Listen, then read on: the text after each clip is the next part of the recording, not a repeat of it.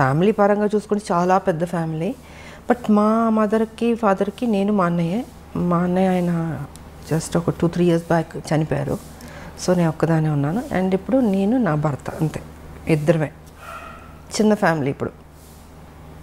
కానీ మీ గురించి తెలుసుకోవాలి ఇంటర్వ్యూ కోసం అన్నప్పుడు నాకు యూట్యూబ్లో చాలా వీడియోలు మీ నాన్నగారు అంటే మీకు చాలా ఇష్టమని, మీరు షూటింగ్ టైంలో ఉన్నప్పుడు నాన్నగారు కాలం చేశారని, దాన్ని అసలు ఆ టైంలో మీరు కళ్ళు తిరిగి పడిపోయారని కూడా కొన్ని వీడియోలో చెప్పడం జరిగింది.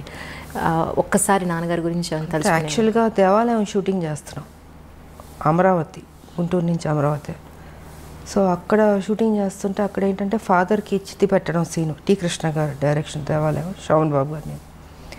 సో అక్కడ ఫాదర్కి చితి పెట్టడం సీన్ నేను వెళ్ళి కూతురు చితి పెడుతుంది. ఆ సమయంలో ఏంటంటే ఇక్కడ చెన్నైలో అప్పుడు మా నాన్నగారు పోవడం జరిగింది. నాకు తెలీదు, చెప్పలే, టి కృష్ణ గారు ఎవరు చెప్పలే. సరే ఈవినింగ్ షూటింగ్ అంతా అయిన తర్వాత ఇన్ఫర్మేషన్ వచ్చింది. ఇప్పుడంటే మనకు సెల్ ఫోన్స్ ఉన్నాయి, అప్పుడంతా ల్యాండ్ లైన్, టైం పట్టేది, దొరికేది కాదు. ఐ థింక్ 6:37కి టి కృష్ణ గారికి వచ్చింది మెసేజ్, ఇలాగా ఫాదర్ పోయారనేసి. సో ఆయన ఏం చేశారంటే పోయారని చెప్పలే నాకు. నైట్ షూటింగ్ ఉండింది, డే అంతా శ్మశానంలో షూటింగు, నైట్ వచ్చి ఈ దశావతారాల పాటలు తీస్తున్నాం అది. సో దానికి నేను డ్రెస్ చేంజ్ చేసుకోవడానికి క్లాసికల్ డ్రెస్ చేసుకుని రెడీ అయ్యి వస్తున్నాను. టి కృష్ణ గారు అన్నారు, ఇలా నాన్నగారికి బాగాలేదంట, బయలుదేరమ్మన్నారు అన్నారు. అంతే చెప్పారు. ఏమైందంటే లేదు బాగాలేదన్నారు, అంతే, టెన్షన్ అవ్వబాకమ్మా, బాగాలేదన్నారు అన్న. సరే, ఆల్మోస్ట్ అన్ని ట్రైన్లు వెళ్ళిపోయినాయి. నైటు అంటే అమరావతి నుంచి గుంటూరుకు రావాలి కదా, వచ్చేటప్పటికి 11-12 అయినట్టు ఉంది నాకు. ఇంకా 12 లాస్ట్ ఒక ట్రైన్ ఉండింది, ఆ ట్రైన్ పట్టుకుని నేను చెన్నైకి వచ్చాను. చెన్నైకి వచ్చి ఇంటికి వచ్చి చూసేటప్పటికి నాన్నగారు పడుకుని ఉన్నారు. నాకేం అర్థం కాలే, అట్లా టోటల్గా అప్సెట్ అయిపోయి మదర్ అక్కడ కూర్చున్నారు. ఆవిడ వస్తుంది, నాకేం అర్థం కావట్లే, ఎందుకంటే మా నాన్నగారు అంటే చాలా ఇష్టం నాకు నిజంగా. సో ఇంకా అలాగా ఆయన చనిపోవడం జరిగింది. అండ్ దాని తర్వాత మళ్ళీ 1 ఇయర్ గ్యాప్లో మా మదర్ పోయారు.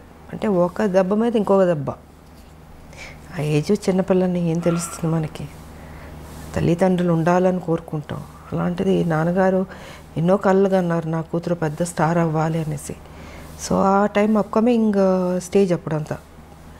ఆ సమయంలో ఆయన లేకపోవడం అన్నది పెద్ద సెట్ బ్యాక్ నాకు, నా జీవితంలో పెద్ద బ్లో నాకు.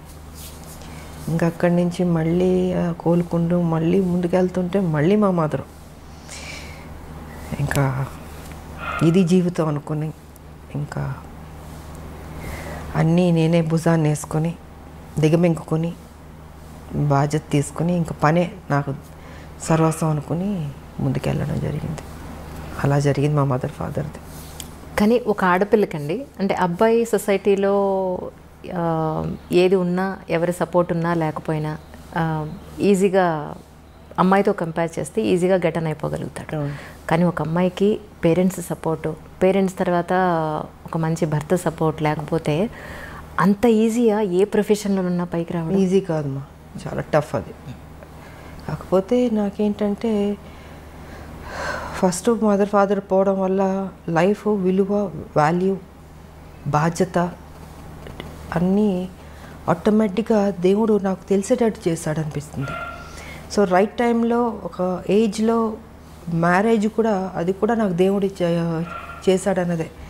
ఎవరు లేరు కదా పెద్దలు, ఇలాగ ఈ అమ్మాయికి పెళ్లి సంబంధం చూడాలి, ఈ అబ్బాయికి పెళ్లి చేయాలి అనేది చెప్పేవాళ్ళు లేరు, చూసేవాళ్ళు లేరు. నాకు ఉన్న తల్లిదండ్రులు ఇద్దరు పోయారు. నాకు తెలియకుండా నా లైఫ్లో నా భర్త ఆయన రావడం, కలవడం, అనుకోవడం, పెళ్లి చేసేసి ఆల్ ఆఫ్ సడన్ అన్నీ 6 to 7 monthsలో జరిగిపోయినాయి. సో రైట్ టైంలో రైట్ డెసిషన్ అంటారు చూసారా, అలాగా రైట్ టైంలో దేవుడు ఆయనే నాకు, అంటే ముక్కోడి దేవతలు పెళ్లి చేస్తారన్నట్టు ముక్కోడి దేవతలు దీవించినట్టు ఉండింది నాకు మంచి భర్త ఇచ్చి. రైట్ టైంలో ఒక సపోర్ట్ ఉండాలి అన్నది జరిగింది. సో లైఫ్ ఇదైంది. బట్ ఆడపిల్లలకి ఎప్పుడూ తల్లిదండ్రులు ఉండాలమ్మా. కొంతమందికి స్మూత్గా వెళ్తుంది, కొంతమందికి టఫ్గా ఉంటుంది. సో నాకేంటి అన్నీ దెబ్బలే కదా జీవితంలో, అన్నీ స్మూత్గా ఎప్పుడు లేదు నా లైఫ్. అన్నీ టఫ్గా దెబ్బలు తింటూ నేర్చుకుంటూ ముందుకు వెళుతూనే అనుకున్నది సాధించాను. కాకపోతే మా ఫాదర్ ఒక కోరిక నేను నెరవేర్చాను, ఒక పెద్ద స్టార్ అవ్వాలన్నది. దాని తర్వాత మా భర్త సేమ్ అదే బాధ్యత ఆయన తీసుకుని, ఆయన కూడా అక్కడితో ఆపలే. పెళ్ళైన తర్వాత ఏదో ఇంట్లో కూర్చోబెట్టడం లేదు, ఆయన కూడా ఆ బాధ్యత తీసుకుని ఆ టాలెంట్ ఉన్నవాళ్ళు ఇంట్లో ఉండకూడదు అన్నది ఆయన ఆలోచన కూడా. సో ఆయన కూడా దాన్ని అలా కంటిన్యూ చేసి మీకు కర్తవ్యం అన్నది ఆయన ప్రొడ్యూస్ చేసి, సో ఒక హీరో ఇమేజ్ తీసుకొచ్చింది మా భర్త. అంటే తను ఓన్లీ ఒక హౌస్ వైఫ్లో లేకపోతే ఈ గ్లామరో ఇలా కాదు, ఇంకేదైనా కొత్తగా చేద్దామని పోలీస్ ఆఫీసర్ది కర్తవ్యం అన్నది ఆయన ప్రొడ్యూస్ చేశారు. ఇంకా దాని తర్వాత లేడీ అమితాబ్ ఇవన్నీ వచ్చినాయి. అండ్ ఓసే రామలం అదే పెళ్లి చేసేసుకున్న తర్వాత ఇంట్లో కూర్చుని ఉంటే కర్తవ్యం ఉండేది కాదు, ఓసే రామలం ఉండేది కాదు, ఆ హీరో ఇమేజ్ వచ్చేది కాదు.